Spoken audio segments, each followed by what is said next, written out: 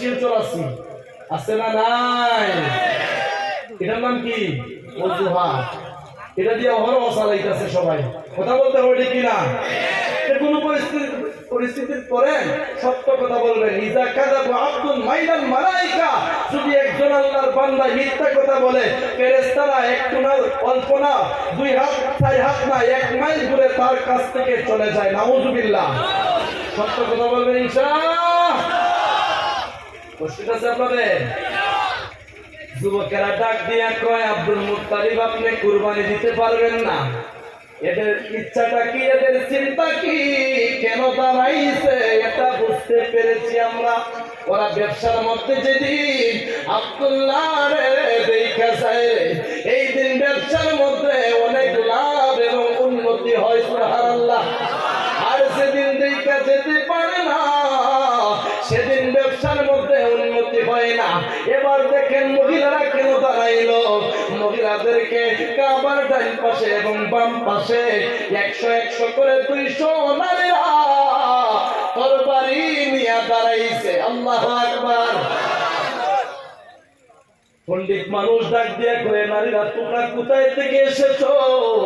তোমাদের হাতে তরবারি কেন? সুবহানাল্লাহ। ওই বুঝো না আমাদের হাতে তরবারি কেন? মাওলুদুল আরজের মধ্যে তো সুন্দর করে ঘটনাটা বিশ্লেষণ করা হয়েছে।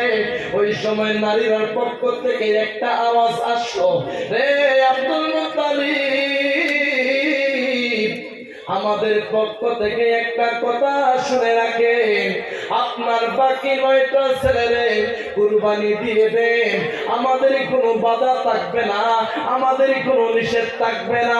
তবে আব্দুল্লাহর গলার মধ্যে আমরা জীবিত থাকবে একটা মুহূর্তে আব্দুল্লাহর কণ্ঠ নারীর মধ্যে তরবারি চালাইতে দিব না। এখন নারীদেরও একই কথা। পুরুষেরা দাঁড়াইলো কেন? ব্যবসার মধ্যে যেদিন দেখা যায় সেদিন লাভ বেশি হয়, কিন্তু নারীরা দাঁড়াইছে কেন এটা তো জানি না। কথা বলে এটা জানি আমরা।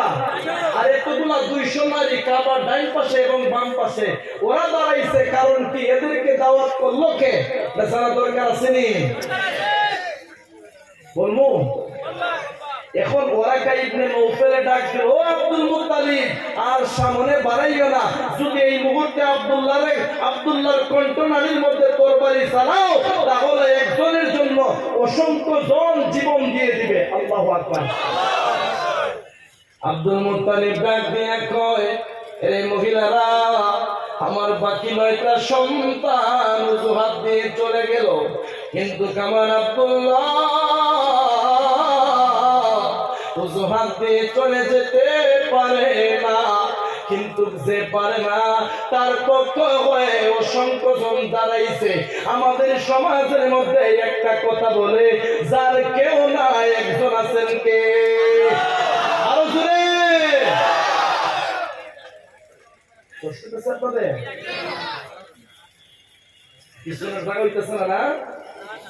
এখন মজার বিষয় হলো, পণ্ডিত মানুষ, চালাক মানুষ সঙ্গে সঙ্গে হয়, আব্দুল মুত্তালিব ওই আব্দুল্লাহর কণ্ঠনালীর মধ্যে তরবারি চালাইও না।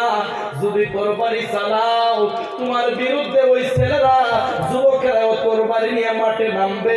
100 করে 200 নারীরা তরবারি নিয়ে যুদ্ধর মাঠের মধ্যে নেমে যাবে। তুমি কে হো ওরা চিনবে না, জীবন দিয়ে দিবে। আল্লাহু আকবার। আব্দুল মুত্তালিব বলেন, কি করব? ওই মুহূর্তে আপনার লটারির মধ্যে টান দেন, একদিকে আব্দুল্লাহর নাম দিবেন, অন্যদিকে দুম্বা কিবা উটের নাম দিবেন। 100 বার টানা হবে কয়বার? যদি আব্দুল্লাহর নাম বেশি হয় তাহলে আব্দুল্লাহরে কুরবানি দিব, আর যদি দুম্বার নাম আসে তাহলে দুম্বাকে কুরবানি দেওয়া হবে। এটা মহিলারা তোমরা মেনে নাও, আব্দুল মুত্তালিব মেনে নিবে। আল্লাহু আকবার।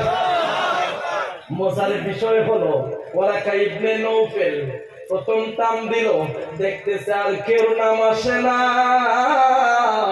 আব্দুল্লাহর নাম এসেছে। দ্বিতীয়বার টান দিলেন, আবারও দেখা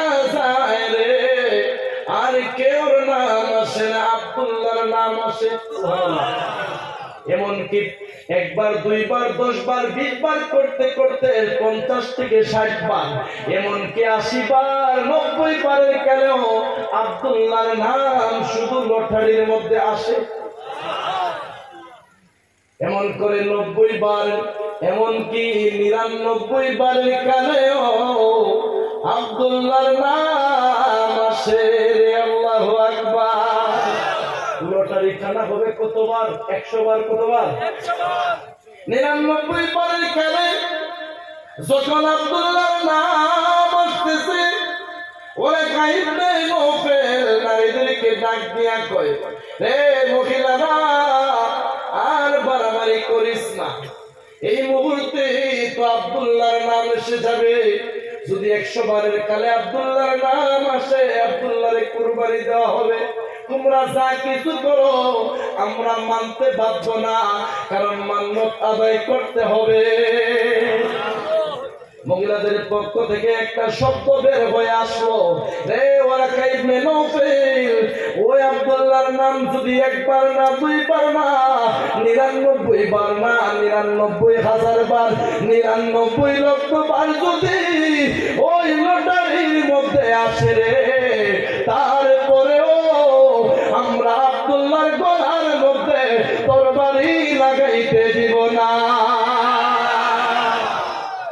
দাবি মানেই না, কি করে না, দাবি মানেই না।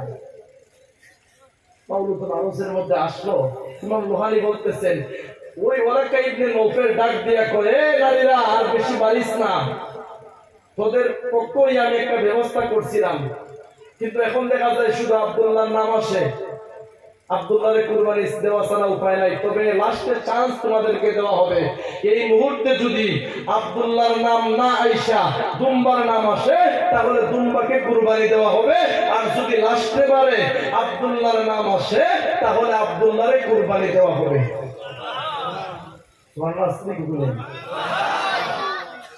মানুষগুলা তো অবাক হয়ে গেছে, কিরে বাবা হইলে সন্তানে কুরবানি করবে, কিন্তু ইন টাইমে 100 নাম্বারের কালে দেখা যায় দুম্বার আব্দুল্লাহর নাম আসলো না।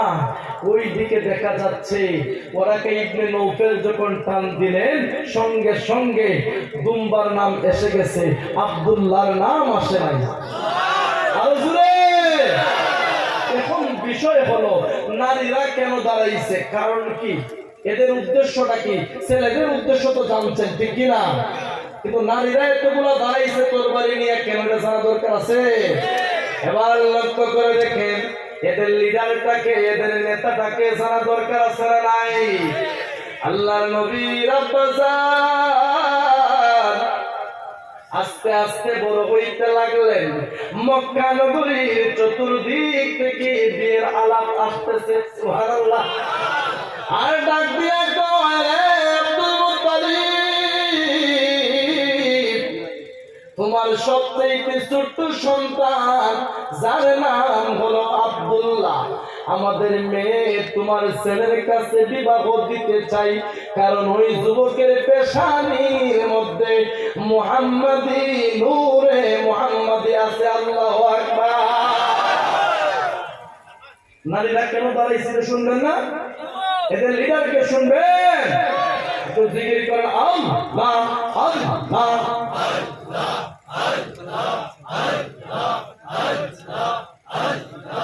আল্লাহ আল্লাহ আল্লাহ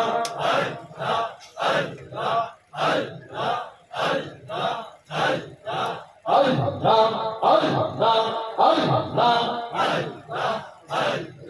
তুই আমারে ডাকে রে বান্দা, তুই আমারে ডাক মশলা। আল্লাহ আল্লাহ আল্লাহ ডাকার মতন ডাকে রে বান্দা, ডাকার মতন। আল্লাহ ডাকার মতন ডাকে বান্দা, গোনা পাবে মা। আল্লাহ আল্লাহ এবার বলতেছিলাম রে জমজম কুয়ার বিষয় এই ইতিহাস শুনে গেল। এখন মজার বিষয় কি জানেন, আব্দুল মুত্তালিবের বিরুদ্ধে যে নারীরা দাঁড়াইছিল, সেই নারীরা কেন দাঁড়াইছে? এদের লিডারটাকে একটা নারী আছে যার নাম হলো নৌফেল ইবনে মারিয়াম। সুবহানাল্লাহ বলে। এই নৌফেল ইবনে মারিয়ামে কি করতো জানেননি? মাঝে মাঝে আব্দুল্লাহ যখন নৌফেলের রাজ্য দিয়ে হাইতে হাইতে যাইতেন, ইন্দিনের টাইমে ওই মারিয়াম ডাক দিয়ে কইতো, আব্দুল্লাহ রে, তোমার আব্বারে গিয়ে বলবা আমাকে যেন তোমার বউ বানাইয়া বাড়ির মধ্যে নিয়ে যায়। সুবহানাল্লাহ বলে। রে আব্দুল্লাহ, তোমার বাবার সম্পত্তি যা আছে রে, সম্পত্তি গুলা যদি বন্টন করা হয়, তোমার অনেকজন ভাই, তুমি অল্প অল্প অল্প তুমি পাইবা, বেশি পাইবা না। আর আমি আমার বাবার ঘরে একটাই মাত্র সন্তান, যার নাম হলো মারিয়াম, যে এইদিকে নৌফেলে বাধা দেয়, মেয়ের বিরোধিতা করে, আর মেয়ের পক্ষ হইয়া আব্দুল্লাহ দাঁড়াইছে। কেন কেন কেন? যাতে আব্দুল্লাহরে কুরবানি দেওয়া হয় না। বারবার যখন নৌফেলের মেয়ে মারিয়াম ডাক দিয়া কয়, আব্দুল্লাহ রে, তোমার কাছে আমি বিবাহ বসতে চাই। মজার বিষয় হলো রে, ওই নৌফেল ইবনে মারিয়ামের ইসমে বিবাহ বসে কিনা দেখেন আল্লাহর নবীর আব্বাজান খাজা আব্দুল্লাহ আস্তে আস্তে বড় হইতে লাগলেন। মক্কা নগরীর চতুর্দিক থেকে বিবাহের আলাপ আসতেছে। এইদিকে আব্দুল মুত্তালিব চিন্তায় পড়ে গেলেন, বড় ছেলে রাইকা ছোট ছেলেরে কিভাবে বিবাহ করাইব? এটা তো হয় না, সমাজ কি বলবে, ঠিক কিনা?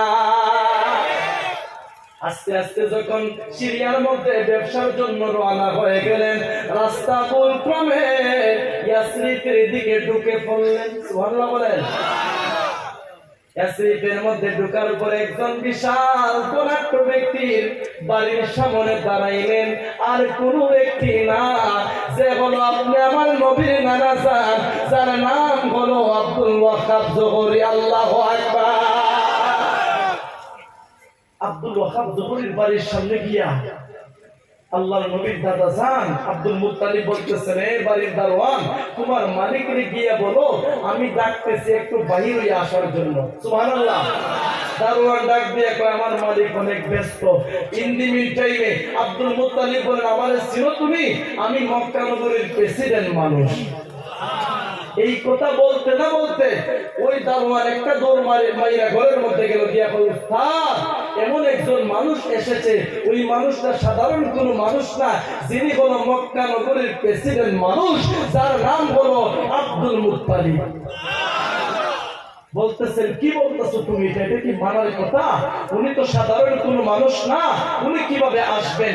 ইন্তিমিন টাইমে যখন আল্লাহর নবীর নানা জান আব্দুল ওয়াহাব জোহরি আসলেন, আয়েশা বলতেছেন, দোস্ত, ছোটবেলার বাল্যবেলার বন্ধু ওনারা দুইজন ছিলেন একই বংশের মধ্যে। বলতেছেন, বন্ধু তুমি কোথায় থেকে এসেছো?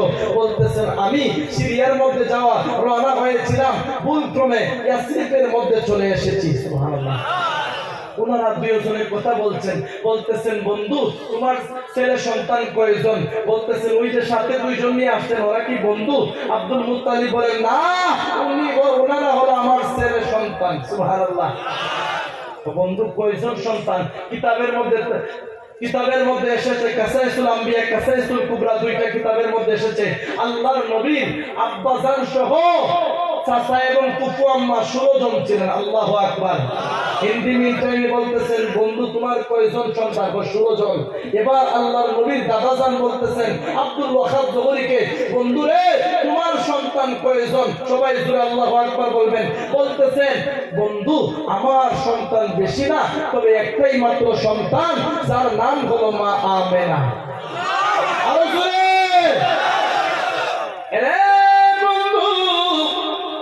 আমার তোমার মতো এত অধিক সন্তান না, আমার একটাই মাত্র সন্তান, যার নাম হলো মা আমেনা। এই সন্তান কোন সাধারণ সন্তান না। এই সন্তানের চেহারা দিকে যদি ওই আশ্রিত শহরের এলাকার কোন দুষ্ট লোক তাকায়, চৌকের পলক পালাইয়া মারতে দেরি হয় আর দ্বিতীয়বার চৌকের পলক আর উপরের দিকে উঠাইতে পারে না। বন্ধুরে, আমার মেয়ের দিকে যখন আমি তাকাই বৃহস্পতিবার এবং সোমবার দিনে দেখতে পাই একটা নূরের মতো ঝলমল ঝলমল করতে থাকে। আল্লাহু আকবার। এখন মজার বিষয় হলো সময় সংক্ষেপ। হুজুর কি আমার সময় হয়েছে? প্রশ্ন স্যার পাবে আলোচনা চলবো। বলতেছিলাম এখন আব্দুল মুত্তালিব পাগল হয়ে গেছেন। বন্ধু, তোমার মেয়েটারে আমার মেয়ে মনে করে আমি একটা নজর দেখতে চাই। সুবহানাল্লাহ বলেন। এখন দেখেন আব্দুল ওয়াহাব জবরি বলতেছেন, দোস্ত রে, আমার মেয়ে দেখতে গেলে আমার মেয়ের অনুমতি আনতে হবে। বলতেছেন তোমার মেয়েটার অনুমতি আনবো, আমি দেখতে চাই তোমার মেয়েটাকে। উদ্দেশ্য কি? ওনার ছেলের নাম হলো আব্দুল্লাহ, যে আব্দুল্লাহর বউ বানাইয়া বাড়ির মধ্যে নিতে চান। সুবহানাল্লাহ। আব্দুল ওয়াহাব জোহরি বলেন, বন্ধু আমার মেয়েটার কাছে অনুমতি নিয়ে আসি।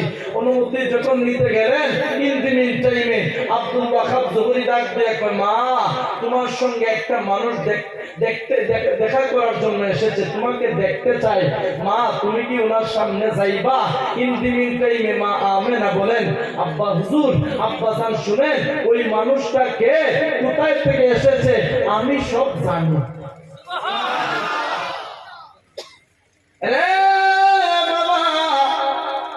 আমি যখন রাত্রে বেলা ঘুমাইতে যাই, হে জানি ডাক দিয়া কয়, হে আব্দুল মুত্তালিবের সবার ছোট্ট সন্তানের স্ত্রী, তোমাকে স্বাগতম। তুমি দুনিয়ার কোন সাধারণ মানুষ না রে, তুমি একটা শ্রেষ্ঠ মানুষ, যার রেহেমের মধ্যে, যার গর্ভস্থলের মধ্যে এমন একজন মানব আসবে, সেই মানব থাকবে আল্লাহর বন্ধু, যার নাম হলো মুহাম্মাদুর রাসূলুল্লাহ। চিৎকার মেরে বলেন আল্লাহু আকবার সাল্লাল্লাহু আলাইহি ওয়াসাল্লাম। ইনদিনের টাইমে আল্লাহর নবী নারাসান দুইটা চক্ষু দিয়ে জোর করে পানি ছাড়তেছেন আর বলতেছেন, মা তুমি কেন আমার কাছে বলো না? আমাকে তো কোনোদিন বলো নাই। যখন আল্লাহর নবীর আম্মা জান আব্দুল মুত্তালিবের সামনে এসেছেন রে, আসার পরে আব্দুল মুত্তালিব মা আমেনাকে দেখার পরে অবাক হয়ে গেলেন, পাগল পারা হয়ে গেলেন। সুবহানাল্লাহ। এখন কি করতেছেন জানেন? আব্দুল মুত্তালিব বলতেছেন, বন্ধু তোমার মেয়েটাকে আমার ছেলের বউ বানাইয়া নিতে চাই, বন্ধু আমাকে মেহেরবানি করে তুমি ফিরাইয়া দিও না। আব্দুল ওয়াহাব বলতেছেন, বুঝছো তোমার যে ছেলেরা লোকে নিয়ে আইছো, এদের চেহারার কাটিং দিকে বুঝতে পারছি বাকিটা কেমন হবে। একটার চৌকের সেন্টার একদিকে আর একটার চৌকের সেন্টার অন্যদিকে, বাকিটা কেমন হবে বুঝার আর বাকি। আব্দুল মুত্তালিব বলেন, হে বন্ধু আমার আব্দুল্লাহ, বাকি 9টা ছেলের সন্তান থেকে আলাদা। আমার আব্দুল্লাহর জন্য মক্কা নগরী কত মানুষ মেয়েকে বিবাহ দেওয়ার জন্য পাগল পারা, আমি আর সহ্য করতে পারি নাই। ও দোস্ত, এই ছেলেটারে তোমার একটা নজর দেখাইতে চাই। যখন আব্দুল্লাহরে আনার জন্য দুইজনকে পাঠাইলেন, ইনদিন টাইমে উটের পৃষ্ঠের মধ্যে যখন আব্দুল্লাহ আসতেছে, ইনদিন টাইমে রে আব্দুল ওয়াহাব জোহরি নবীর নারাসান ডাক দিয়ে কয়, বন্ধুরে ওই যে উটের পৃষ্ঠের মধ্যে একটা যুবক, সেই যুবকটাকে, এত সুন্দর যুবক আর আমার জীবনেও আমি দেখি না। রহমতাল লিল আলামিন নবী কুরআনে প্রমাণ, আশিক বিনে কে বুঝিবে দয়াল নবীর শান্তি কিনা আশিক বিনে কে বুঝিবে মায়ার নবীর শান। এবার লক্ষ্য করে দেখুন আব্দুল ওয়াহাব জোহরী বলেন, বন্ধুরে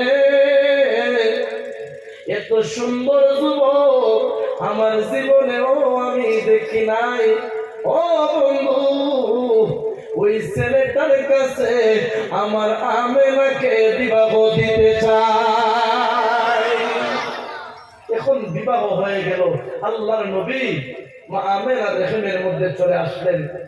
কিন্তু মজার বিষয়, ওই যে নৌফেলের মেয়ে মারিয়াম 200 নারী নিয়ে দাঁড়াইয়া বিরোধিতা করছিল কুরবানির বিরুদ্ধে। এই নারীটা বারবার বলতো, আব্দুল্লাহ তোমার কাছে আমি বিবাহ বসতে চাই। মজার বিষয় হলো আব্দুল্লাহ যে কথা যেখানে শুনতেন সেইখানে রাইতে চলে আসতেন, আর দ্বিতীয় কথা বাড়ির মধ্যে নিয়ে যাইতেন না। বিয়ে করার পরে 2 থেকে 3 দিন পরে যখন 7 পাখানিক পরে যখন আসলেন, নৌফেলের রাজ্য দিয়ে ঢুকছেন, আব্দুল্লাহরে মারিয়াম ডাক দিল, ও আব্দুল্লাহ তুমি একটু দাঁড়াও, তুমি এতদিন কোথায় ছিলা? আরো জোরে। এখন আব্দুল্লাহর চেহারা দেখার পরে মারিয়াম একটা দৌড় মাইরা রুমের মধ্যে চলে গেছে। আব্দুল্লাহ ডাক দিয়ে বলেন, মারিয়াম রে, অন্যদিন তুমি আমার কাছে বিবাহের প্রস্তাব দেও, আজকে তুমি আমাকে দেখা রুমের মধ্যে চলে গেলা। অন্যদিন তুমি খাবারের দাওয়াত করো, রুমের মধ্যে বসার জন্য বলো, সম্পত্তির লালসা দেখাও। আজকে তুমি আমাকে কেন দেখা রুমের মধ্যে চলে গেলা? রে মারিয়াম, আমি জানতে চাই কারণটা কি? মারিয়াম তার দিয়া কয়, আব্দুল্লাহ রে মিথ্যা কথা বইও না, বলো তুমি কোন নারীকে আগে বিবাহ করছো কিনা? আরো শুনে রে আব্দুল্লাহ, বলো না রে তুমি কোন মেয়েকে বিবাহ করছো কিনা? আব্দুল্লাহ রে তুমি তো জানো না আমি তোমার জন্য পাগল ছিলাম না। আমি যখন তোমার দিকে তাকাইতাম, তোমার পেশানির মধ্যে একটা নূরের আলোর মতো ঝলমল ঝলমল করত। আমি যখন আমার বাবা নৌফেলের পাশে বৈশা বৈশা তাওরাত ইনজিল জাবর কিতাব আমার বাবাই পড়তেন রে, আমি তালাশ কইরা দেখতে পারলাম আখিরি জামানার পয়গম্বর মুহাম্মদুর রাসূলুল্লাহ সাল্লাল্লাহু আলাইহি ওয়াসাল্লাম কার পেশানি মুবারকের মাধ্যমে পেশানি দিয়ে দুনিয়ার মধ্যে আসবেন। আমি তাকাইয়া দেখলাম, লক্ষ্য করে দেখলাম মক্কা নগরীর প্রেসিডেন্ট, যার নাম হবে আব্দুল মুত্তালিব, সবার ছোট্ট সন্তান যার নাম হবে আব্দুল্লাহ, ওই আব্দুল্লাহর পেশানির মধ্যে নূরে মুহাম্মদি থাকবে। আর আমি মনে মনে স্বপ্ন দেখেছি আর বলেছি, আমি যদি বিবাহ বসতে চাই তাহলে অবশ্যই আব্দুল্লাহর কাছে বিবাহ বসবো। এমন একজন নবীর আম্মা আমি হইব রে, হাসরের দিন আখিরি জামানার পয়গম্বরের আম্মা বলে আমি পরিচয় পাইতে চাই। রে আব্দুল্লাহ, আমার স্বপ্নটা পূরণ করতে দিলাম না রে। আমি ওয়াদা করলাম, কাবার মালিকের ওয়াদা করলাম, যেহেতু তোমাকে আমার স্বামী হিসাবে পাইলাম না, ওই নবীর মা আমি হইতে পারলাম না। আমি ওয়াদা করলাম রে, আমি জীবনেও আমি মারিয়াম কোন পুরুষের কাছে বিবাহ আমি বলবো না। এখন বিষয়টা বুঝতে পারছেন? আল্লাহু আকবার।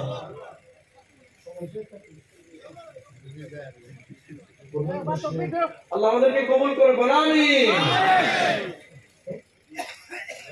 একটু দূর শরীফ পড়েন, আল্লাহুম্মা সাল্লি আলা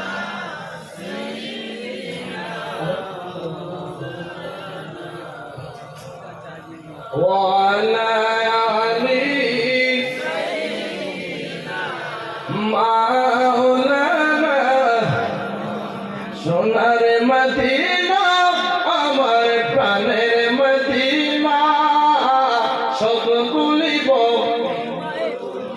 ভুলতে পারি না সোনার মদিনা আমার প্রাণের মদিনা সব ভুলিব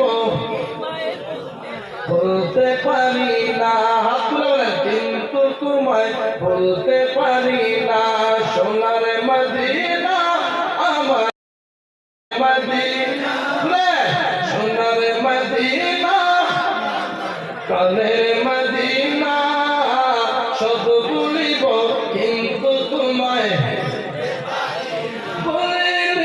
বলবো না বলতে পারি না সব ভুলিব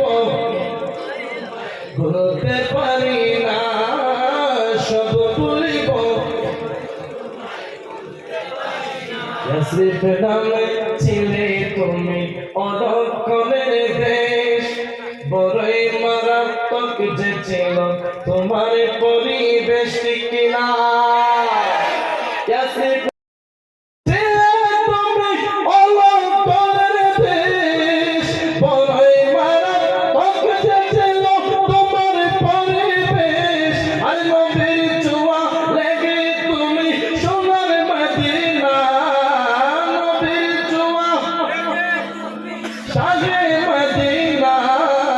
সব ভুলিব গোল্ডেন মদিনা আমার sweet Medina I cannot forget you dear Madina I cannot forget you dear Madina সোনার মদিনা আমার প্রাণের সব ভুলিব আল্লাহু আকবার কষ্ট আছে আপনাদের ঘুমিয়ে আছেন কে ঘুমে হাত তুলে তো দেখি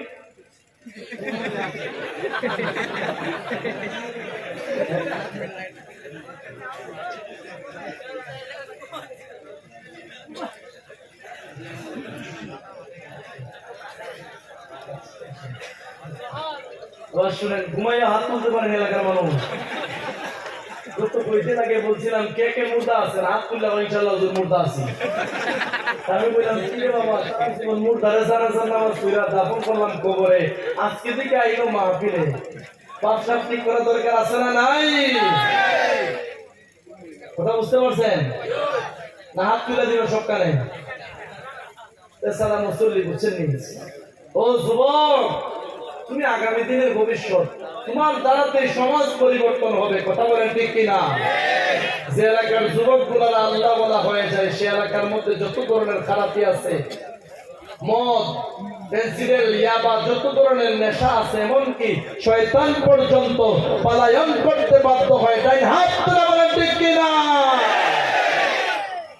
এটা হচ্ছে হুসাইনি মুসলমান কথা বলেন এখন বলেন ও যুবকেরা কারণ যুবকদেরকে যদি শয়তানে ধরে ফেলে সমাজ এমনিতে শেষ কথা বলেন ঠিক কিনা কত কয়দিন আগে এক যুবকের সঙ্গে দেখা হয়েছে যুবকের দেখা যাচ্ছে যুবকের কি হয়েছে জানেন এইদিকে পারা ওইদিকে পারা আমি কইলাম বাইরে যদি আমার তৌফিক থাকতো তাহলে তোমার বিশ্ববিখ্যাত একটা গরিবের সার্টিফিকেট দিলাম না তাহলে এই কথা বলতে দিয়ে হইছে দেখা যায় তেলে বেগুনে জইলা উঠছে হুজুর এটার দাম আপনি জানেন না এটার দাম হচ্ছে 2250 টাকা নাউজুবিল্লাহ বলেন না আপনারা পারা পাঞ্জাবি জীবনে মাগনা নিবেন এতে টাকাই দেখিনি এখন কয় হুজুর এটা জানেন না এটার নাম হচ্ছে তেরে নাম কি পারা প্যান্ট এটার নাম কি পারা প্যান্ট তেরে নাম আমি বলো তেরে নাম 13 নাম দিয়ে শুরু করছো আর 14 ফেব্রুয়ারি দিয়ে মনে করবে কথা বলেন ঠিক কিনা এখন এই যুবকের অবস্থা যদি এমন হয় তাহলে অবস্থা খারাপ ও যুবক ভাই নামাজ পড়া দরকার আছে না নাই দরকার আছে দাড়ি রাখার দরকার আছে না নাই এখন শুনেন, যদি ও যুবক তুমি যদি নামাজি হয়ে যাও, তোমার পক্ষ হয় একজন না দুইজন না অসংখ্য জন তোমার পক্ষে হয়ে দাঁড়াবে। আমার রাসূল বলেন, লা সালাতা ঈমানা লা ঈমানা লা, যে ব্যক্তির নামাজ আছে সে ব্যক্তির ঈমান আছে, যার ঈমান নাই, নামাজ নাই, তার ঈমান আরো জোরে ঈমান নাই। ও ঈমানদার বান্দারা, সারাটা দিন গুনার কাজ কষ্ট আছে আপনাদের। গুনার কাজ করার পরে নামাজের মধ্যে দাঁড়াই, কেমনে দাঁড়াই জানেননি? প্রথম খালের মধ্যে ধরি আল্লাহু আকবার, আল্লাহ তুমি তোমার প্রশংসা। একটা সন্তান বাবার পকেট থেকে টাকা চুরি করে, একদিন যখন বাবায় ধইরা ফেলছে, বাবার আব্বা তুমি যদি আমারে মারো দিনে তো তোমার শরম হয় কেমনে? বা আমি যদি অন্য জনের পকেটের টাকা চুরি করতাম, কইল না অমুকের বুলাই দিকে পকেট মারে, অমুকের বুলাই পকেট মারে, বুঝছেন নি? ভাব দিছে বাপে কয় রে ভূত, বুঝছি তুমি যা হওয়ার আর জীবনে পকেট চুরি করিস না। একজন আল্লাহর বান্দা এবং বান্দি যখন গুনাহ করতে করতে গুনার বোঝা মাথায় নিয়ে পাঁচ ওয়াক্ত নামাজের মধ্যে দাঁড়ায় আর বলে, আল্লাহ তুমি ছাড়া এক মাবুদ নাই, আল্লাহ তোমার তো বান্দার অভাব নাই, কিন্তু তুমি ছাড়া আমার কেউ আছে? কেউ নাই। ও আল্লাহ, খালের মধ্যে ধরলাম, এখন কি বলি? আল্লাহু আকবার। কোথায় বলি? কানের মধ্যে ধরে, আল্লাহ তোমার মুখাপেক্ষী হয়ে দাঁড়াইছি, দুনিয়ার কোন মানুষের সামনে দাঁড়াই নাই, আল্লাহ কানের মধ্যে ধরলাম। এরপরে বলি, আল্লাহ বলেন দেখি আমার বান্দায় কি করে। এরপরে বলে, আল্লাহ দুইটা হাত বান দিয়ে দিলাম, আমার দুনিয়ার কোন মানুষ সরাইতে পারবে না। এরপরে বলে, যখন আল্লাহর দরবারে বলে আউযু বিল্লাহি মিনাশ শাইতানির রাজিম, আল্লাহ শয়তানের ওয়াসওয়াস থেকে হেফাজত করো। কারণ কেন জানেন? আপনি যদি কোনো মানুষের বাড়ির মধ্যে ঢুকেন আর যদি কুকুরে তাড়াও করে, আপনি কি কুকুরে দৌড়াইবেন নি? কুকুরে না দৌড়াইয়া কুকুরের মালিকরে বলবেন, ও মিয়া কুকুর সামলাও। কথা বলেন ঠিক কিনা? নামাজের মধ্যে ঢোকার পরে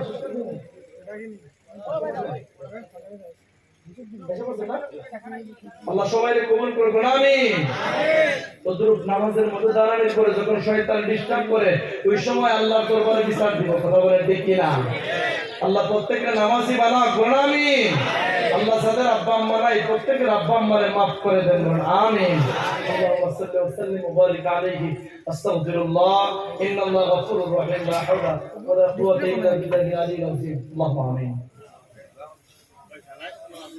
ربنا يا ربنا يا ربنا মকইরা দাও জীবনের এসব গুনাহ, মকইরা দাও জীবনের এসব গুনাহ। তুমি যদি মাফ না করো আল্লাহ বান্দারে, বলো বান্দা যাবে আর কার কাছে? রব্বুল আলামিন, আপনার মায়ার বান্দারা, আমার মায়ার মানুষ, মহব্বতের মানুষদেরকে নিয়ে হাত বাড়াইলাম। আয় আল্লাহ, জানি না গো আজকের মাহফিলটা কার জীবনের শেষ মাহফিল হয়ে যায়। আয় আল্লাহ, এই জামাতের মধ্যে কয়েকটা দল মানুষ আছে, একদল আছে আব্বা আছে আম্মা নাই, আরো একটা দল আছে মা আছে বাবা নাই, আরো একটা দল আছে বাবু যার আব্বাও নাই আম্মাও নাই। রব্বে কারীম, আমাদের যাদের আব্বা আম্মা দুনিয়ার বুকে নাই, আল্লাহ প্রত্যেকের আব্বা আম্মার কবরের আযাবে মাফ করে দাও। আল্লাহ যারা মাহফিলটারে সাজাইলো প্রত্যেকের মনের নেক আশাগুলো কবুল করে নাও। আল্লাহ এলাকার যুবকদেরকে নেককার বানাও, বিপদ আপদ থেকে আমরা হেফাজত করো। আল্লাহ আল্লাহ অনেক বেমারি আছে, সুস্থ করে দাও। আল্লাহ অনেক কষ্ট করেছেন, আমি মুসাফির মানুষ, মায়ের নবীর উসিলায় আমাদের প্রত্যেকের দুয়ারে কবুল করে নাও। আল্লাহ আমিন। লা ইলাহা ইল্লাল্লাহু মুহাম্মাদুর রাসূলুল্লাহ। আসসালামু আলাইকুম।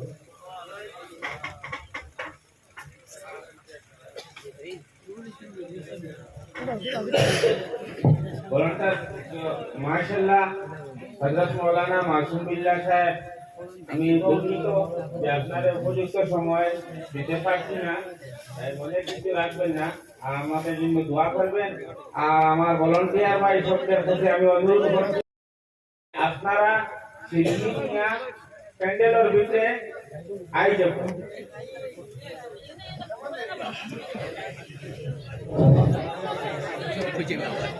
এখন আমরা সামনে নুরাফর সাহেবের দক্ষিণ করবা, এরপরে আমরা আন্তর্জাতিক